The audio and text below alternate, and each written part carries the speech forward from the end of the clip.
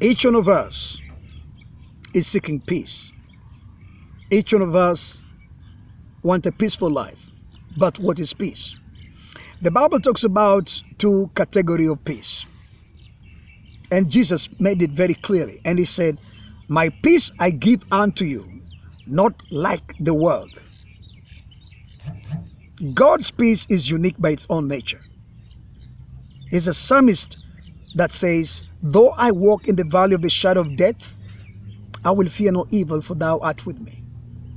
One time, one of the renowned evangelical preachers in the United States of America, John Austin, once said about a picture that earned a higher caliber of respect and marks out there, and it was a picture of a small bird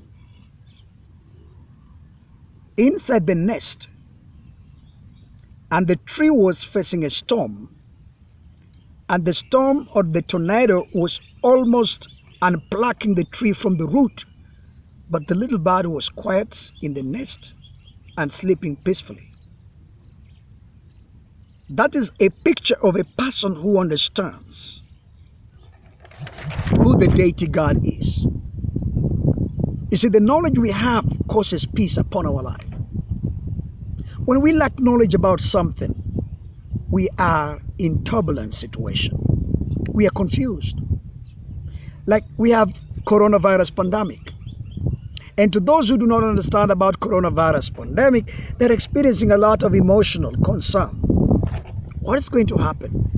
Or is it? We're reading all these things in the internet and they're confusing us day by day. Knowledge is a very powerful tool. So to understand what peace is, you have to know what is the source of peace. God is the source of peace. Jesus said, "My peace I give unto you." Not like the world issues his peace. In some book that Paul wrote in 2 Thessalonians, Paul says when they talk about peace and safety, sudden destruction comes. The peace of this world is very temporary because a human mind keep on changing. It's not flexible.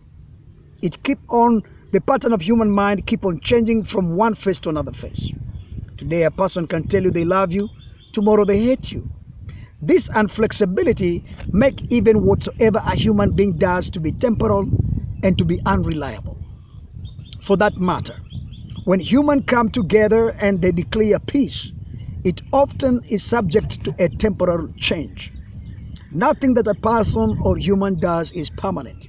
They're all subject to changes. Even the experiences that we go through as human beings is neither permanent, neither temporary.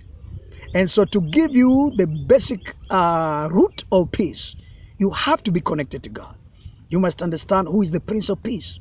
Jesus is the Prince of Peace. For God so loved the world, he gave us Jesus, the Prince of Peace. You say, but how am I going to experience peace with all this turmoil and confusion upon my life? The spiritual peace is more diverse, more deeper, more permanent, more real. You need a spiritual touch in order to come a physical experience. A person who has adopted a spiritual life is able to manage everything which is physical. That is how we overcome this world. That is how we control everything that comes upon our life in this world. And that is how we control anything that wants to happen upon our life. Look, the information you have is the wisdom that you have. You may go through a marital issue, management issue, crisis of personal crisis, but you're able to manage these critical issues because you have an insight of what is going to happen after the circumstance. That is why knowledge is powerful. People may be crying. People may be confused about a circumstance, about a situation, but you're a calmer. Why are you calmer? Because you understand what exactly is happening. And that is why relating to God, acknowledging God, and allowing God to come upon your life and control your life, you pave way for a platform of knowing what is going to happen, because God may reveal to you what nobody understands, what nobody knows, and that becomes your secret of advancing into peace without transforming into collusion, into states of confusion upon your life. God bless you.